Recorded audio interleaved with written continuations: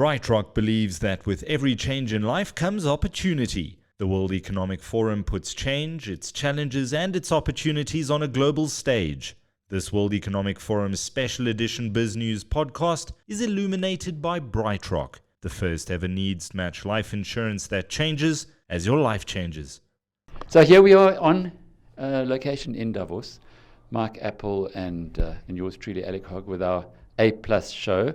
Is it now on? It's episode 3 from Davos. Episode 3, Tuesday. Gets a bit confusing since we've been here since Saturday. Yeah, we came a day early so that we could acclimatise and well acclimatised now. Yes. And we had to because it is pretty cold outside. It is blistering. It's real Joburg winter weather, and we had almost Joburg spring weather. I won't say it was quite summer, but pretty good. But my goodness, has the event hotted up?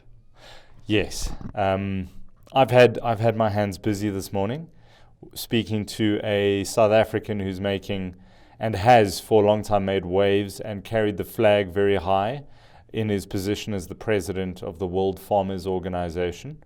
And it's Dr. Theo de Jager. He is well known in agricultural circles and other circles in South Africa, many years with Agri-SA and other Pan-African agricultural unions. And he is now leading the charge for agriculture on the very highest platform, so doing South Africa very proud there. That's amazing. Since our last episode, I had the privilege of going into a session which we had to queue for, and I just made it in with, would you believe, Henry Kissinger. I think most people think, Henry Kissinger, isn't he dead? Well, he turns 99 this week, 99 years old. He wasn't here in Davos. He was by video conference, but man, it was fascinating. So I can talk a little bit about that. This morning was extraordinary for me, Mike. The WEF put together a thing called the Global Media Council, and it's all the good and the great of our industry.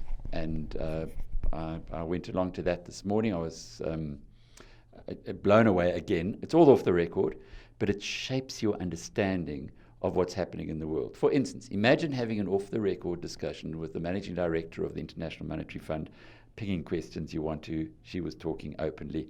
It just doesn't happen, but it happened here. Same thing with some top guys in international understanding. Well, there's a guy from China who said that if he had to grant anyone an interview here, he would have to go for each interview through Beijing and get permission first, and yet we were able to have that off-the-record discussion there too. So nothing attributable, and we also had the CEO of one of the biggest commodities trading companies in the world, and these guys are notoriously secretive, but he was there answering and talking off the record. So although I can't really, I can't tell you exactly what went on. It shapes your understanding of the way you report into the future. And the other thing, which was on the record, and it was like mind-blowing for me. Now, you must remember, I got involved in the internet in 1996 with when I started MoneyWeb in 96, and it was the time when you connected to the internet, you had to do it through dial-ups, and that was you almost would hear a hissing sound every time you actually connected. I don't want to make the noise, but everybody will remember, that noise, yeah. But anyway, so I was very privileged to be around at that stage, and I can remember, there were front page stories there was one particular front page story in the Media magazine where it was a debate on whether the internet was actually going to do anything. Was it a real thing or not? Well, was it? They had me there looking like a poo-poo, fortunately in a cartoon, and as being, what are you doing? Why are you betting? No, they were a bit better than that. They did hedge their bets, but when you read the story, it was very much printers here and print will live and etc. Well, we know how that turned out. Anyway, so that was with the Chief Technology Officer of Meta, i.e. Facebook, Chris Cox. Look him up, you'll see he's a sharp guy. And Nick Clegg, who used to be the Deputy Prime Minister of Britain. He was the Liberal Democrat leader that did a coalition with the Conservative Party, and he then left there to join, in his 50s, to go to Silicon Valley and to become the global strategy head of Facebook, and to a large degree, their voice. And they took us through the thing that is like the internet in 1996, which is virtual reality. It is. I had a tour around their work. It's called Workplace or Workspace. Were you out at the Meta place Yeah. on the road where they have that weird thing outside where so it's like a VR experience? Yeah, the thing they got on the road is pretty low key. Okay. When I went inside, and there's pretty tight security, as proper, there seems to be everywhere. They gave me the opportunity. I had the experience, and I'm actually going to buy some VR headsets when I get back to London on the way home. Big goggle Yep. things. Cool. And we'll start having virtual meetings for those who are outside of the office. Mike, this is the next one, and it reminds me of the internet in 1996. It's like, and it's exactly what he said. Chris Cox said, this is like the dial-up stage of the internet. That's where virtual reality is. So I've always said this. Davos is, I still see people, even on our interactive forum, saying, this is what the Davos shrill is saying, and they're republishing stuff from social media. There's no person who comes out and says, this is what the world will do. Certainly not Klaus Schwab, the That was a the good founder. German accent there. Thank you, Michael. I'm sure yours is far better than that, but he does speak like that. But Yes, he does. it's much more a question of bringing people together, listening, absorbing, learning, understanding what you can do to perhaps make the world a better place just by being better informed. This place informs you better. So for those people who sit on the sidelines and carp and say that it's some Dr. Evil world domination nonsense, it's got nothing to do with that. It's just an incredible gathering place, and I can tell you what, our tribe are going to benefit hugely from what, Mike, from what you and I have learned here, because it makes us better at our jobs in communicating.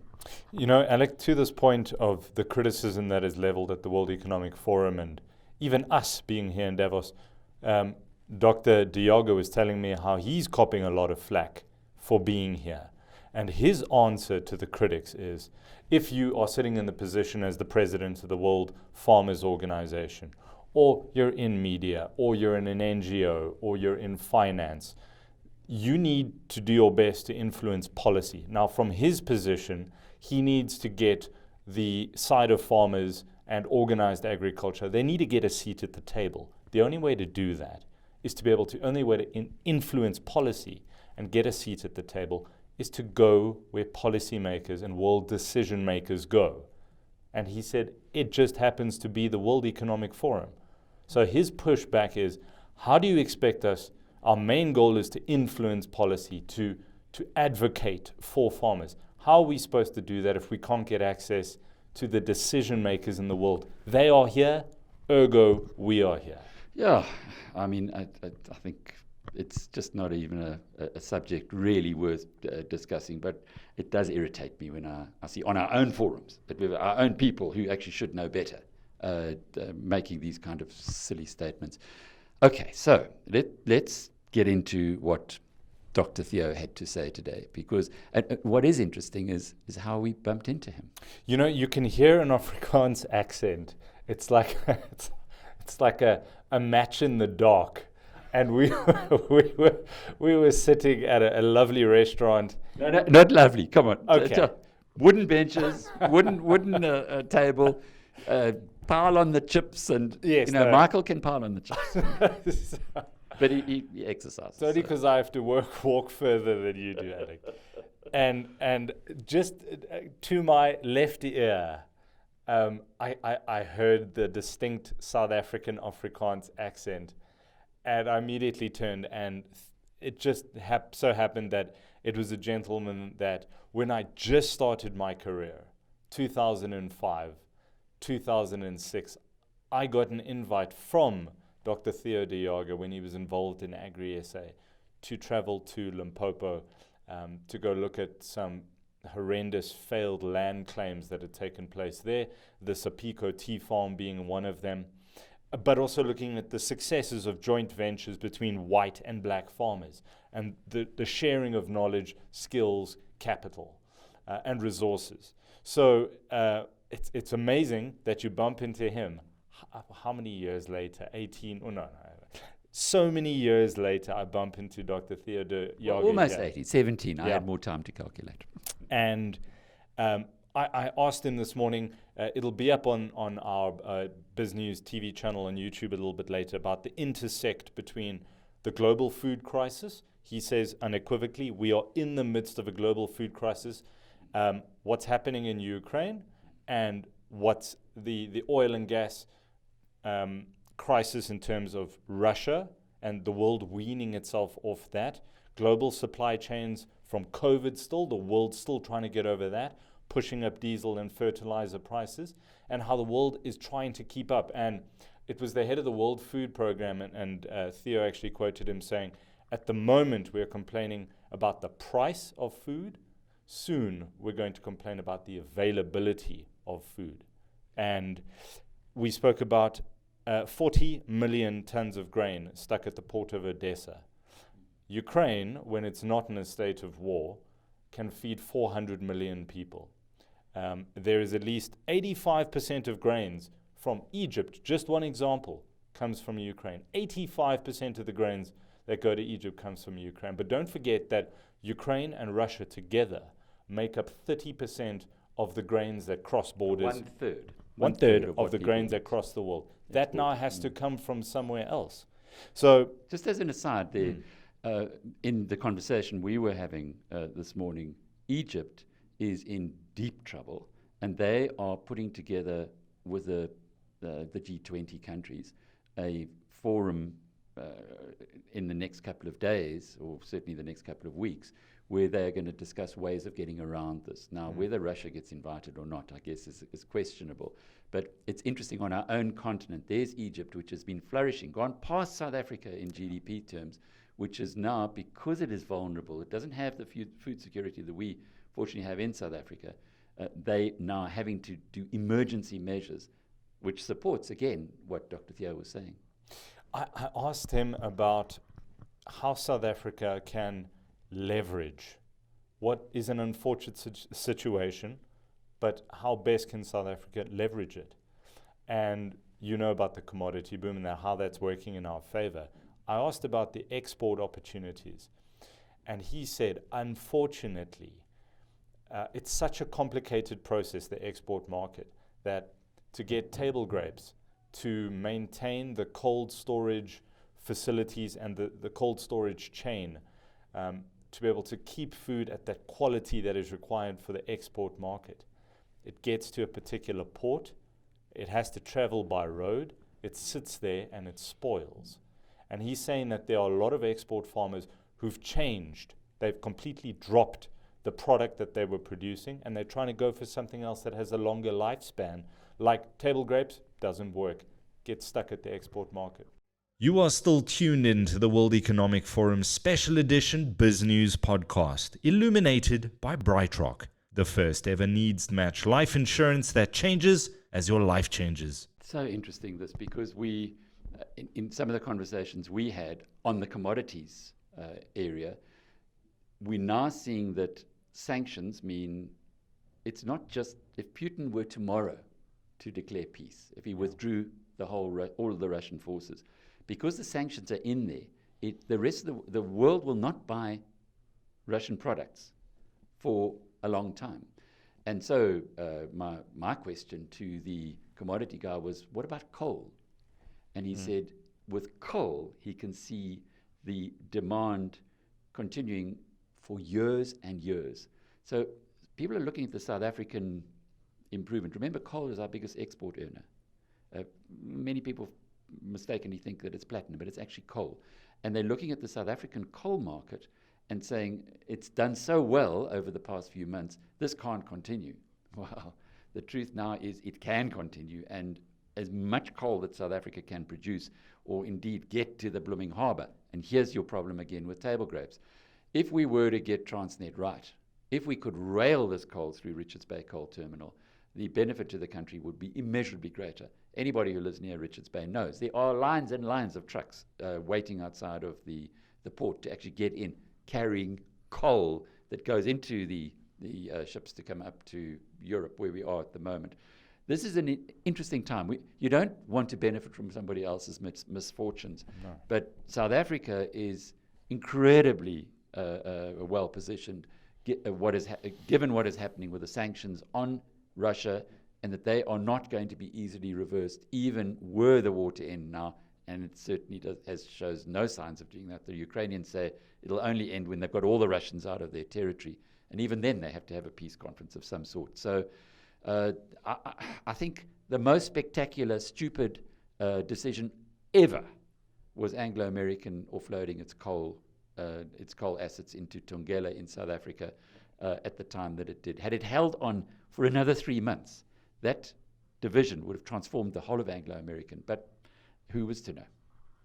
Speaking about Theo Diogo, when he travels around the world, and I took the time last night to look at some of the speeches he's made and the Q&A sessions.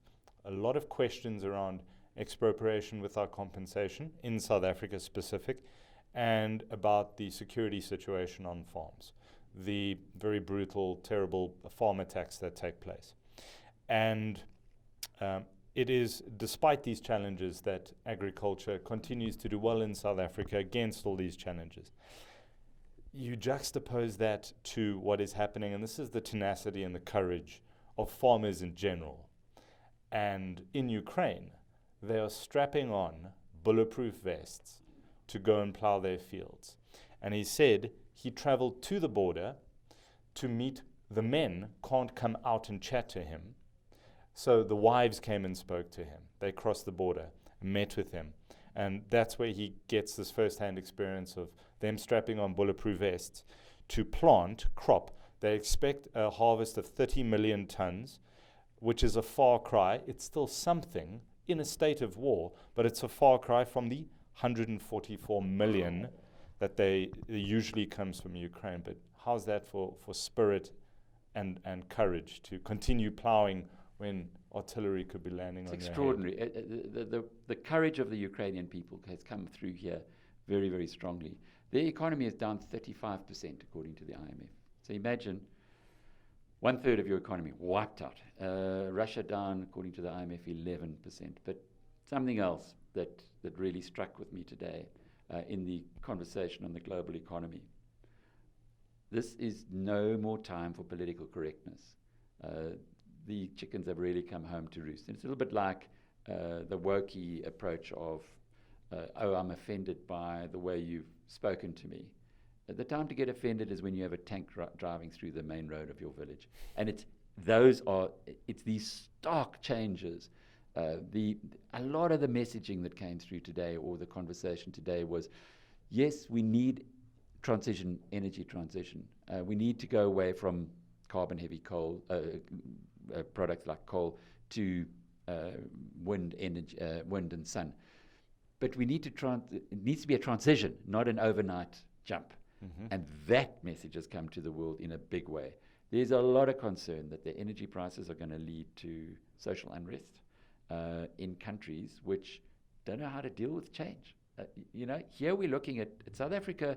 We're resilient. We've lived in South Africa with change as a constant for the last 30 years.